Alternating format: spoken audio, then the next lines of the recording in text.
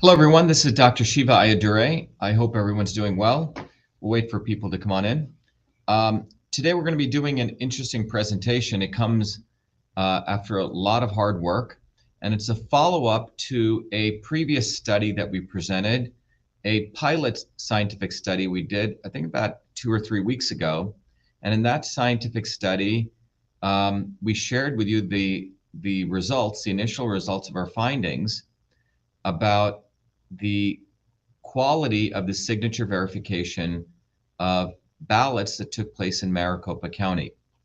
So I think that was on February 22nd, 2022. The Election Systems Integrity, which we founded about a year ago, and we held a major conference a year ago, has now gone into full gear. We're doing lots and lots of research projects, and we publish work based on the work, in this case, of EchoMail. And in that pilot study that we did, we analyzed close to 2 million envelopes that were on the, that's where ballots go in. And our initial study was done for the Arizona Senate that we were commissioned to do. And in that study, we were asked to look at whether in the box on the front of the envelope, whether a signature existed or not. We weren't allowed to do the signature verification. Subsequent to that, and more recently, using those ballot envelope images and using signatures that we were able to acquire publicly from the deeds repository in Maricopa, we did the first study of its kind in the world. It's interesting, in the scientific literature, no one has done a study of literally measuring the mismatch rates of signatures if you present them to a trained staff member or an expert. If you give them one signature of someone, which is on the envelope where people sign when they put in a ballot, versus their signature on file, and comparing and doing enough of those to get what's called the signature mismatch ratio. No one ever had done that. We were the first to do that. And we did a pilot study, as I was sharing with everyone a few weeks ago. And we came up with some extraordinary and compelling results, which said nearly, at minimum, over 200,000 ballots in Maricopa were counted, but they didn't go through a process called curing. So I'm going to cover that today. All right. So today, at that time when we did that study, we did a sample size of around 500, which represents, in statistical terms, 95% confidence. Over the last several weeks, we've done now a study that goes over 2,500, in fact, over 2,700. We've done two analyses within our what we call an extended study. And that study also confirms the pilot study, and I want to share that with you. So I believe this is going to be educational for most of you. I hope you enjoy it. Let me first of all begin by letting everyone know that the Election Systems Integrity Institute is a part of another larger foundation I have called the International Center for Integrative Systems. You can find it at integrativesystems.org. And this center I started close to around, I think, 14 years ago. And our center really focused on educating people on the power of systems thinking. And we run many, many different programs and projects inside of it. Anyone's free to explore that. But if you go to the center's website, you'll see that we've done a whole range of projects on systems. So one of the projects we've done is on, for example, systems biology, using the systems approach to look at the interconnection of food systems. And we did quite a bit of work on genetically engineered foods, and we discovered some significant problems when the food is engineered and what it does at the plant systems level. We also have out of the systems work out of food, we run the International Clean and Raw Food Certified Program. That's also part of the International Center for Integrative Systems. For those of you who know of young people or young kids, let them know that we also have something called innovationcorps.org. It's an initiative that I started to really recognize young innovators in their age of 14 through 18. And if you go to the website, we have still grants available, but it ends on March 22nd of this, March 31st of this year. But young people, 14 through 18, can apply, and our center funds those kids with $1,000 program. They get mentoring, 4 mentoring sessions, but we really want to recognize young people. And the other part of the International Center for Integrative Systems is the Election Systems Integrity Institute, which focuses on doing publications and research on election systems. And that's what we're going to talk about today, okay? And for those of you who are joining, we're going to be discussing one of the research projects we just finished on understanding the signature mismatch rates. So let me just go right into that. And this is a effort out of the Election Systems Integrity Institute. So I'm going to go right into that so people can, we don't waste any more time. But here's the cover of our program here. We start it up. This is a cover of the report that we submitted. We recently updated it. In fact, this morning we submitted it. And I want to thank our team for it. The version I'm showing you has certain information that was only viewable to the Attorney General of Arizona. But what this extended study confirms at minimum is that over 200,000 mail ballots with mismatched signatures were counted without review, which is called curing. And you're going to learn about that in Maricopa County, Arizona. And I just want to let everyone know this process of curing occurs in 22 states in the United States. And so what we think about Maricopa as a case study of potentially what's going on elsewhere. So let's just jump right into it. So what you see here, first of all, this is the entire study. This will be published on our website. But the key elements, and it's a long study, over 114 pages, which we put together. But let me just go to the executive summary. What we discovered was, at minimum, 215,856 early voting mail ballots, which I'm going to call EVBs, should have been cured in Maricopa versus the 25,000 that were cured by the county in the 2020 general election. This updated extended study, along with the pilot study that we did several weeks ago, are the first to calculate signature mismatch rates to the best of our knowledge of EVBs for experts, we're going to call forensic document examiners, trained novices, we're going to call non-FDEs also, and in a 2-step review process using both FDEs and non-FDEs. Now, one constraint of the study I want to point out to everyone is not having access to the signature files from the county. So we had to go, mine and get our own signatures that were publicly available. Now, given the nearly 10x difference in EVBs to be cured, we found out 215,000. The county had 25,000. Between this study and the county's actual number cured, if the county were to provide their signature files, an update to the study could be performed. So let me provide some key elements of the abstract here. I think one of the things I want to point out here, which I sort of went through quickly, sorry about that, is that you can see we calculated different mismatch rates based on different conditions, different experiments we did, all the way ranging from as low as 11% all the way to highest 48.9%. And you can see the number of ballots the study predicts should be cured. We're, in this case, only taking the minimum amount. So I just want to let everyone know we're being very, very conservative. We're saying only about, at minimum, over 200,000 ballots should have been cured. But there could be higher levels. So I want to just let everyone know we're being very conservative in this estimate. All right. So just to review for those of you, what occurred in the past is that we did an initial pilot study. And in that pilot study, we found out of the 499 EVB signature images that we used in that study. And by the way, that represents, that's a randomly selected sample from the 1.9 million. That represents 95% confidence, such that the real value would be within plus or minus 4% margin of error. Now, in that pilot study, we had 6 reviewers, 3 experts called forensic document examiners, and 3 trained novices who were presented pairwise images of signatures from the envelopes and a genuine signature, and they all concurred. About 12% of the EVBs, this is again minimum, were signature mismatches.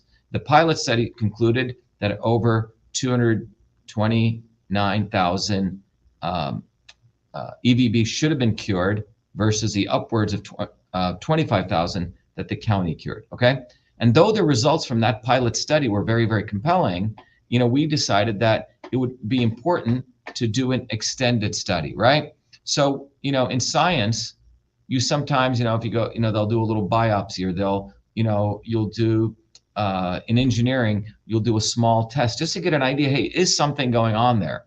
If it is, then you go do a larger study. So we did the initial study and we found what we thought were some compelling results, and now we did this extended study. So that's what you're getting today, okay? So let me go back here.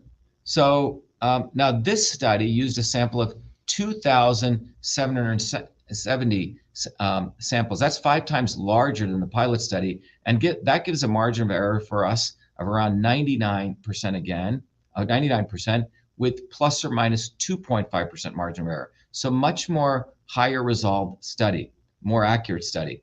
Now this study used a revised sample size also of 2,379. So first we used all 2,770, and then we did a revised study to even be more conservative. Let me explain what I mean by this. So we took 2,770 images from out of the 1.9 million. So that was our sample at 99% confidence level, and we put them here. Then we had to go get these signatures for those samples. Well, where did we find them? Well, the county did not give us the signature files. So we went to the recorders database, which is a publicly available database where Maricopa, where you can find people's deed signatures, and we mined those. So we have 2 signatures side by side. Now, someone could say one of the our study could be inaccurate because the signature that we got from the counties, was that really accurate? So we did 2 sets of studies, and I'll show you what we did here. We first did all 2,770, and that's called analysis A, but we also did another analysis, because what we discovered was when we did the first analysis, there were about 290 signatures where everyone said, hey, these are definitively bad signatures. Everyone agreed these are mismatches, to be specific, okay? So we said, okay, if they're mismatches, that's pretty amazing. Or it could be that we got the wrong signature. So guess what we did? Instead of keeping them to make our accuracy improve and make people more confident, we said, we're going to eliminate that, okay? And still see how it is. And that was a second analysis we did. And we also took out some others that we were even more being paranoid, okay? So out of 2,770, we removed around 300 and I think 91, and that was 2,379. And then we did a second analysis, and I'll share with you that. So we really did 2 analyses within this study. So let's go right into that. So what we found was that, and I'll share some of this. So let me just go right into it. So what did we find? The summary. We found that if experts, forensic document examiners, that's what they're called, FDEs, alone were used to review the EVBs, then at minimum 786,753 EVBs should have been cured, or at a maximum 936,457 EVBs. These were if experts reviewed it. Remember, experts are pay a lot more scrutiny. In these counties that do signature verification, they have trained staff, but the training they get is a few hours, okay? It's not like they're forensic document examiners. So we also looked at how the trained novices would do on our end, right? Non-FDs, and in their case, they would have found at minimum 344,528 EVBs should have been cured, or at a maximum 544,897. Now, the next thing we did was we emulated what occurs in Maricopa, where if a ballot, first they have the trained staff, volunteers, people are not FDs who find a signature mismatch, it then goes to what is called a manager, someone with more expertise. And if they also say it's a mismatch, then it gets sent to curing. Curing is where they call people, and I'll go through this more, to say, hey, maybe the person had Parkinson's or they had a difficulty, and that's why their signature's off. So it's really a 2-step initial review process. So we simulated that by doing this 2-step process. So we had really 3 signature mismatch rates we calculated for both analyses, okay? And so let me go through that. So what the study revealed at minimum is, over 200,000 early voting mail ballots should have been cured. So this confirms the pilot study. And what we want to really bring out here is if the county were to provide us its signature files that they use, so we didn't have to go do all this hard work and mining signatures from the public, then we could update the study and also use machine algorithms to do a full analysis, okay? So let's begin with the background.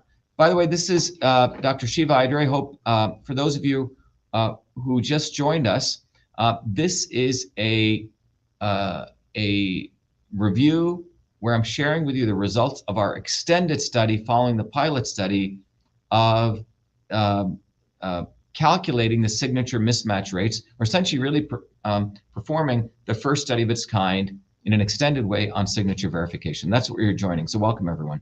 So the background to this is, let me give you a little bit of education because some of this stuff may be new. So let's understand, what is signature verification? What is signature verification? Well, in signature verification, first of all, it's a multi-step, it's really a systems process.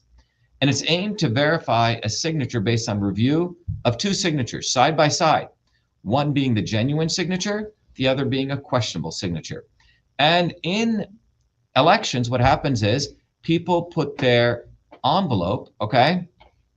People put their ballot, in an envelope, an early voting mail ballot envelope, and it's sent to a facility, typically in the election office, where it's scanned. So the envelope is scanned to create an envelope image. Then what happens is an initial review is performed before you even open that envelope to determine if the person who signed is in fact the person who they say they are, okay? So how's this done? Well, side by side, human beings review the ballot envelope image, okay, the envelope image, which has a signature, and they also have a genuine signature on file. Now, in Maricopa County, they use this, they have signatures on file, perhaps a person's voting registration signature or their DMV, motor vehicles. And human beings reviewed all nearly 2 million or over 1.9 million envelopes, okay? And they did this review. So first, the trained staff reviewed, right? And if this was found to be a match, we'll talk about what happens there. If it was found to be a non-match, one of the things they did in this case is they send it to, as you can notice in the sub-bullet here, to a manager with more expertise to determine if it should be cured, okay? So if it's a match, the envelope is open and the ballot is processed. If it is not a match, then it goes through curing. And in curing, if it's found to be a match, then the ballot is sent to tabulation, as it would be in this first step. And if it's confirmed not to be a match, then it's denoted as a bad signature, okay? So to all of you joining us, this is a signature verification process. Maybe there's variations, they use bipartisan people, etc. But this is really the process, okay? It's a multi-step process. All right. In Maricopa, here were the results from the 2020 election. Again, this is the extended study we're sharing with you. This is not the pilot. So if you saw a version of this before, this is a much more intensive study that we did, okay? So we see here is that out of all the 1.19 million plus ballots, 25,000 were sent to be cured. And that's about 1.31%. Now, out of the ones that were sent to curing, 587 were finally decided to be bad signatures, which is 3/100ths of all the EVVs, all 1.9 million, and it's about 2.3% of the cured, okay? So what did we do, okay? What we did was, first of all, step one, we selected a representative sample, and we wanted, in the extended study, a very high confidence level, okay? So we selected a sample of to have a confidence level of 99%, such that the margin of error would only be plus or minus 2.5%, okay? And to achieve this, we needed 2,770, 5 times more than the pilot study, and that's what we got. So we organized first, the second step, the data set of the envelope signatures with their images, which is we had 2,770 of them. And then we now had to create a data set of the genuine signatures. So the county in Maricopa did not give us the genuine signature. So what we did was we went to the Maricopa Recorder's Deeds repository. And so if your name was John Smith, we found John Smith's deed. But remember, there could be many John Smiths. How do you know John Smith is John Smith? Well, it turns out if you use a middle initial, it really hones it in. And if we weren't able to find the middle initial, let's say if the middle initial, the first name and last name were there, then we accepted it. But if we couldn't find that middle initial, then we also looked for the address. And if we couldn't find the address match, then it was thrown out. Okay, so it's a multi-step process using both human and technology. Now, if the county were to give us their stuff, we could update the study. So I just want to let everyone know our constraint here was we had to go and mine genuine signatures. But however, as the slide says, many forensic document examiners say many times signatures on a deed are much more reliable because you have to have a notary do that, okay? Versus signatures when you sign a voter registration file, all right? So that was that. So next thing we did was we had two sets of people, as I mentioned, forensic document people and non-forensic people, as we talked about here, okay? And then they were presented with an image on the left, which was the signature on the envelope, and a genuine signature that we mined. And they had to do two choices. Either select that it's a match or it's not a match. Match or not match, okay? All right, so then what we did was, in step 5, what we did, to put it simply, we not only did that for the 2770, and we got results, which is called analysis A, but then we wanted to make sure, because some people may critique us, they may say, hey, your genuine signatures may not be really genuine. So we did an interesting thing. We said anytime all 6 people said it was a no match, concurred, we could say, oh, wow, 6 people concurred, it was no match.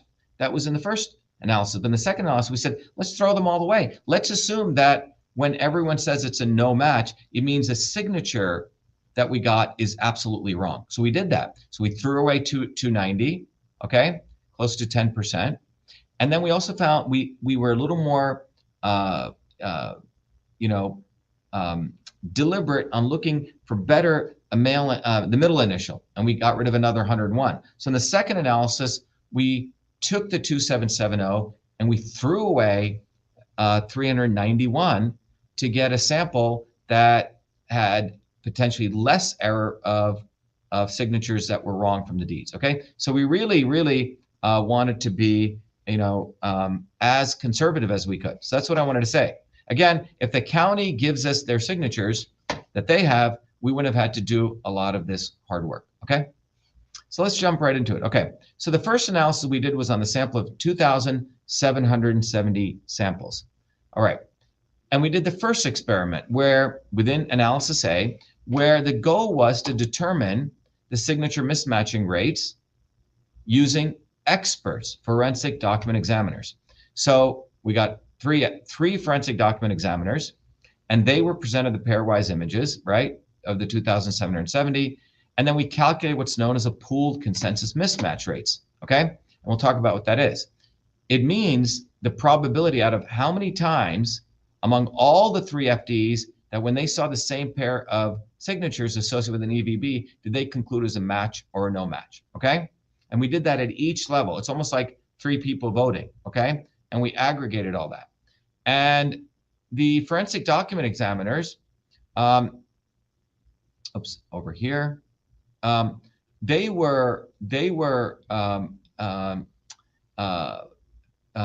had to calculate, okay, for each pairwise signature they were presented, and then we determined the distribution probabilities, and then we also determined the probability, the mean of the probabilities across the 270 to determine the FD pooled consensus rate.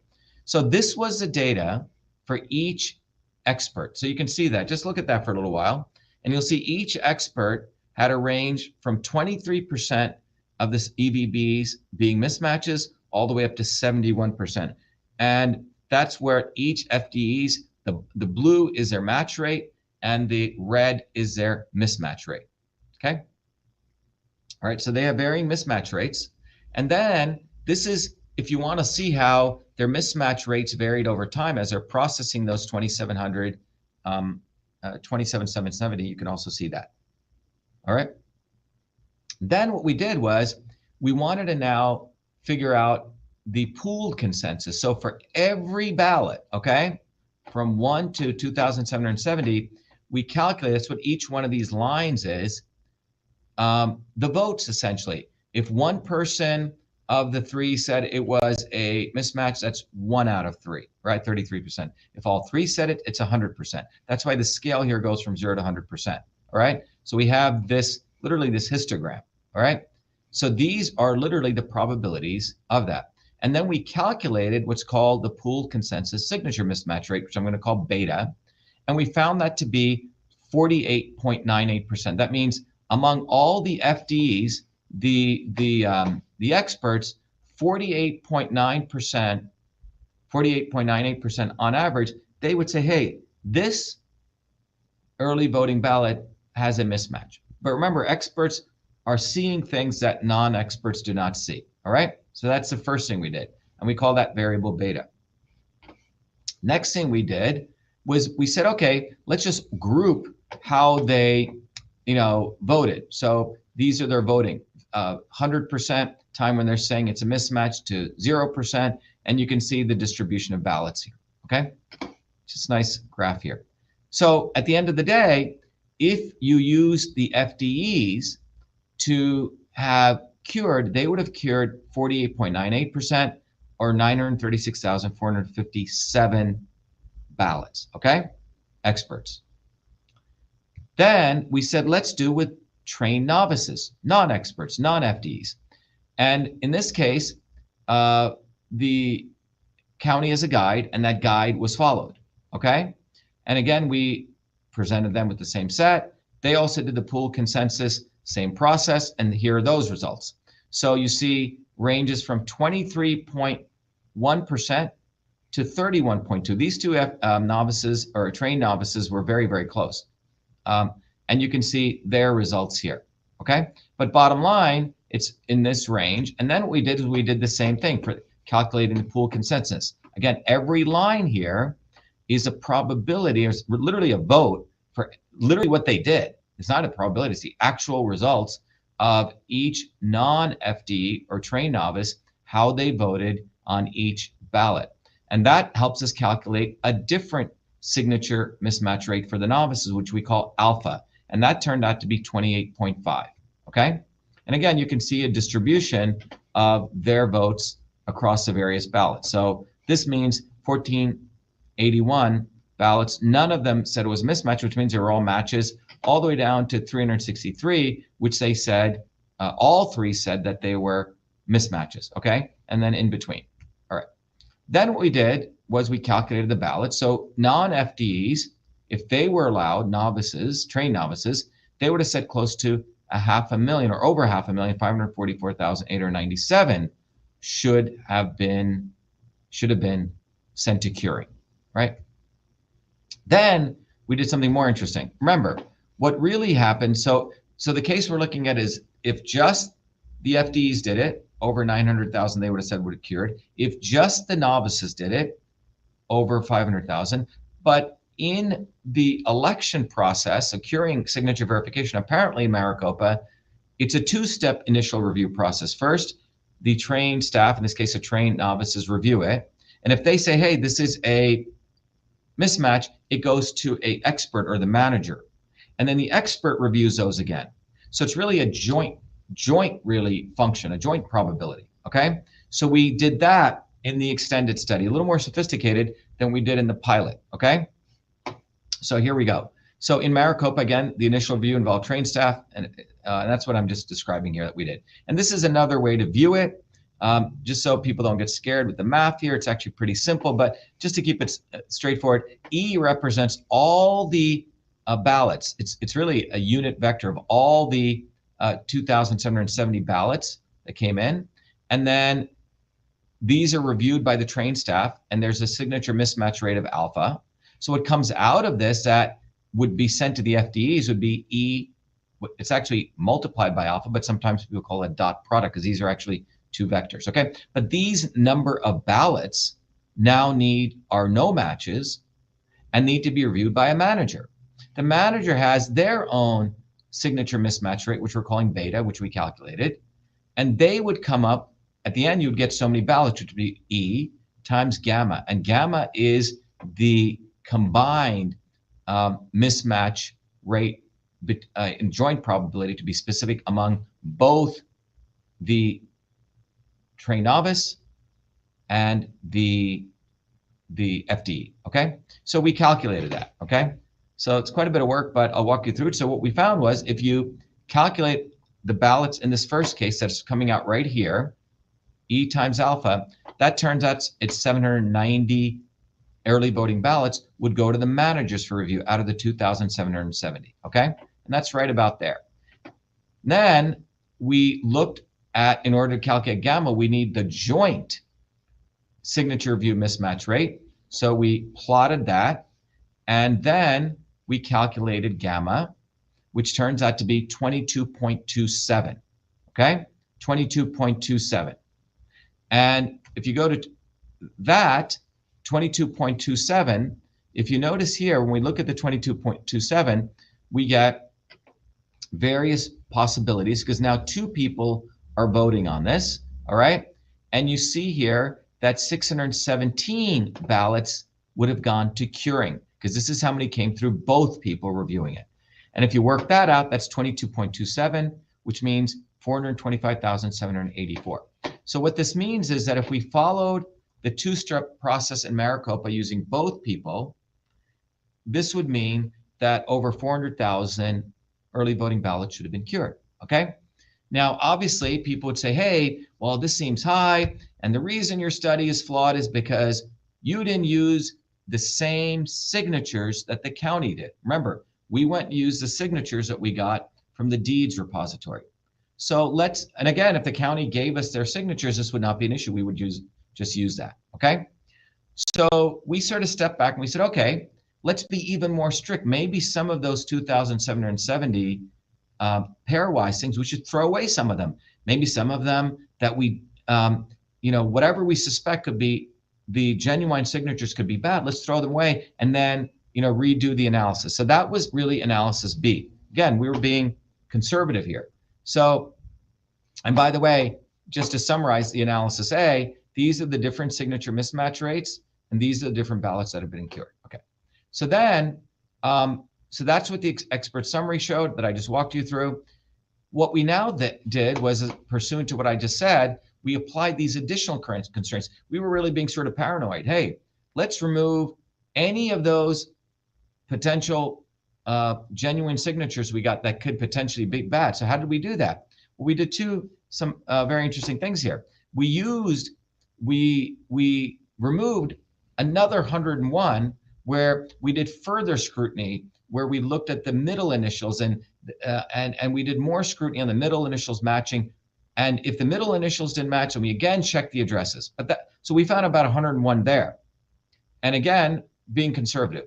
But then we said, let's look at all the ones from the previous analysis that the FDE said were, all three said were not matching. That's 582. And let's look at all the ones that the trained novices said were not matching. That's 363. And then we said, how many of them do both agree? All six agree. How many did they agree were not matching? Okay. Now, what could that mean? So experts and novices are saying that 290 pairs do not definitively match. So we said, okay, what about saying, it's called the wisdom of the crowds in statistics. We said, why don't we say all of those are bad, right? It could be two possibilities. The genuine signatures we got are bad, or they're indeed mismatches. But we took a conservative case and we said, let's just toss them all out, okay?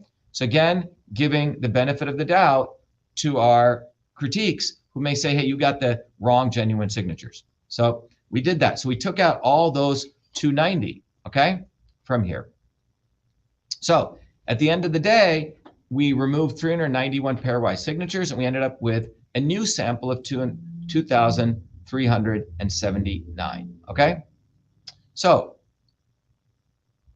now what's interesting is among those 209, just to let everyone know that we removed, there were some that were so clearly genuine signatures because we had the address match, middle initial out of that 290 pool, but we threw them all away just to let you know that we're being concerned. We even threw away definitively genuine signatures, okay? But that's fine because we want to be, lower our probability of error. So now I can't show you these because these are constrained because they're signatures here. So let's show you the summary of the updated analysis, okay? This is analysis B. So now in analysis B, what I'm sharing with you is we did analysis A, we came up with a range of potential ballots. Now we're doing a more conservative estimates where we're throwing away anything that could potentially be not a genuine signature from the deeds, okay? All right, so what do we have here? So we're looking at 2,379 samples. And again, we ran experiment 1, like I've talked about. We did the pooled canal analysis. And this is what we find in the new analysis B. We find the ranges go from 12.4%, so they've lowered, to 66%, okay? And those are the mismatch rates by FDEs, forensic document examiners. Still high, but lower than analysis A. And this is their distribution of, for each individual EVB, how they voted on them, okay? And you can see in this case, the beta is 41%. In the earlier case, it was close to 49, so it's dropped by 8%, okay? But still 41.15%. And this is, again, the grouped consensus probabilities of those. And what we find here is in the second analysis B, if the experts reviewed these EVBs, 786,753 would have been sent for curing, okay? Then we did experiment 2 with the novices, all right? Just like before in analysis A, now in analysis B, we're doing this. And here, everyone knows we did the same process, same pool consensus as I've talked about, and this is what you find. We find that among the non-forensic document examiners, the rate goes from 12.7% to 21.4%. Again, lower than the original analysis A. And again, we did the distribution to calculate the pooled consensus rate, and we find that to be 18.02%. What does that mean? Again, just like before, that means if you gave a signature to a trained novice, 18% of the time they would say, hey, that is a no match, and they would send it to their manager. Just like if you gave something to an expert, they would say, go back to this, 41% of the time that that ballot is a no match, okay? So experts, 41.15%, and novices, trained novices, 18.02%. All right, so now we want to now put it all together. So we did the same thing where we, that's the 18.02, and by the way, that would mean 344,528 ballots would have gone to curing if you use the novices rate. But now we said, let's apply the two-step process. And in the two-step process, we know, as we talked about, Maricopa has trained staff do it, then they send it to their manager. So we did the same thing. But notice this time it's 2,379 pairwise signatures. And so first we calculate how many would have gone to the manager, which is E times alpha. And that is found to be 429 EVBs, less than before, okay? Which is what we would expect. And then we want to calculate what is the two-step mismatch rate among, including both the novices and the FDEs. And we find that to be 11.29%, 11.29%. So that means 269 ballots at the end of the day would have been sent to curing, okay? So we put it all together, 11.29%. Again, this is a very, very conservative number because we've now eliminated any ones we were potentially thinking were not genuine signatures, and we're redoing the analysis, okay? So what do we find? We find in the most conservative case, 11.29%, 215,856 ballots should have been cured, okay? All right, so let's compare that now. So what that means is that when you line up in this second analysis, more conservative analysis, it goes from 11% to 41%. But we've only used 11.29% to put forward that at minimum, 215,856 ballots should have been cured. That is far more than what the county cured, which is 25,000. Okay. So discussion-wise, the county cured 25,000, which is 1.31%. And what we're saying here is that 11.29% should have been cured, which is about 10%, 10 times more. Okay.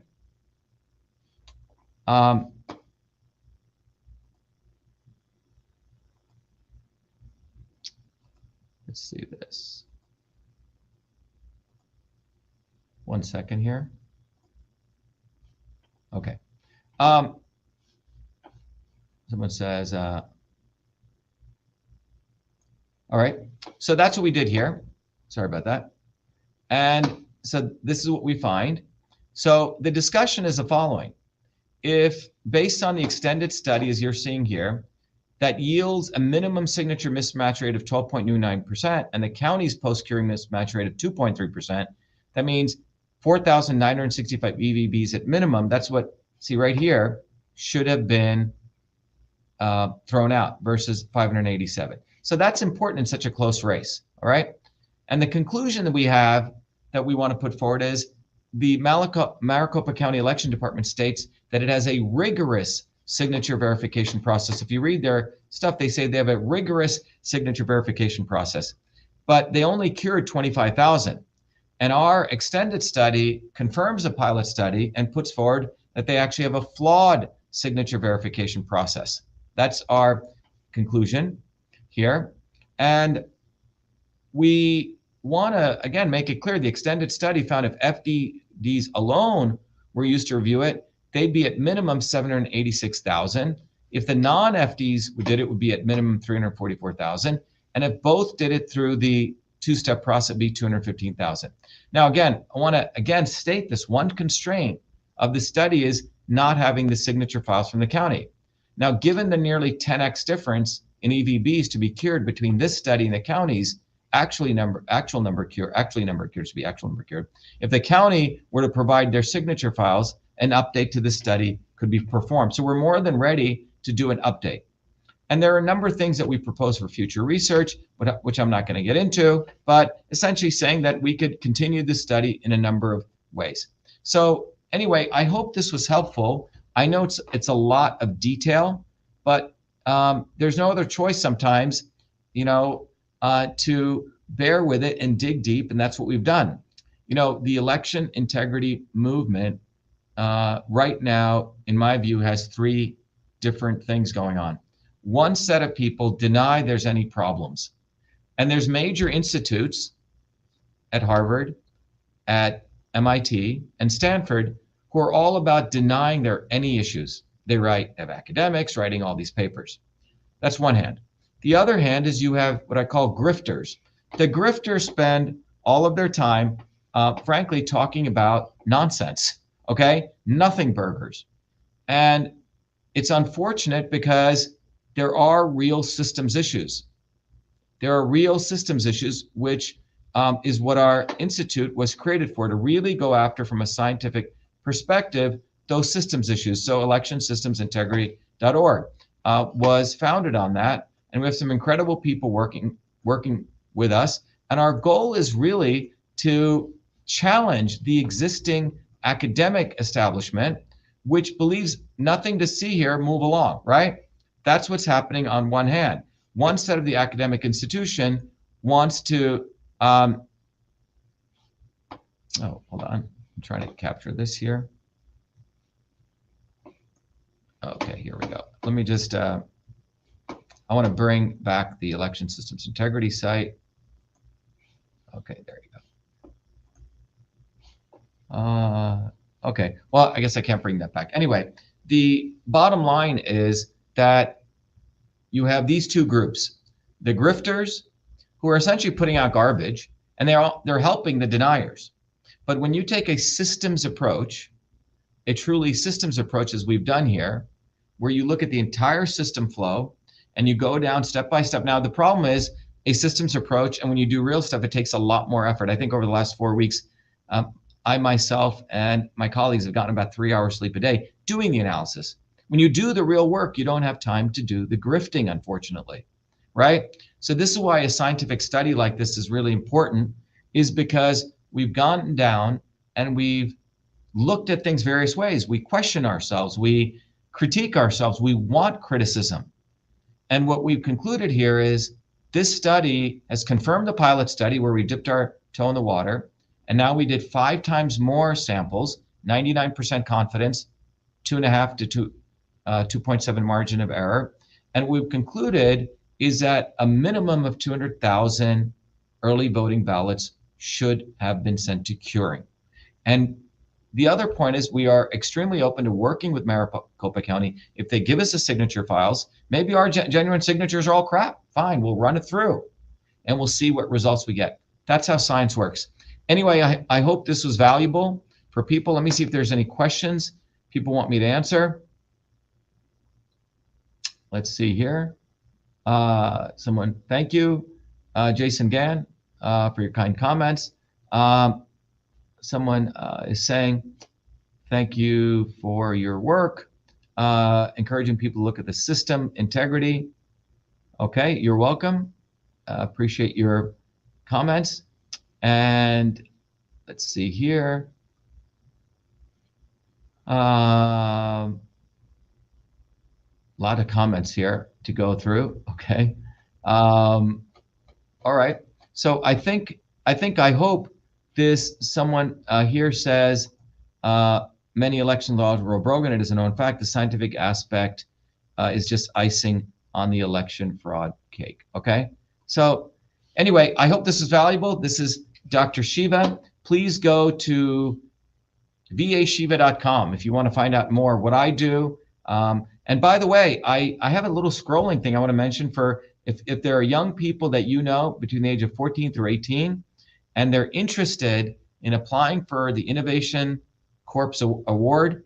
Again, we want to recognize young innovators. We award them a $1,000 check. We give them mentoring for mentoring. We recognize them, but it's really to recognize that great innovations can occur anytime, any place, by anybody. All right, everyone. Thank you. Be well. Have a good night. And I hope if you haven't eaten dinner, you have a good dinner, because that's where I'm going to right now. Thank you.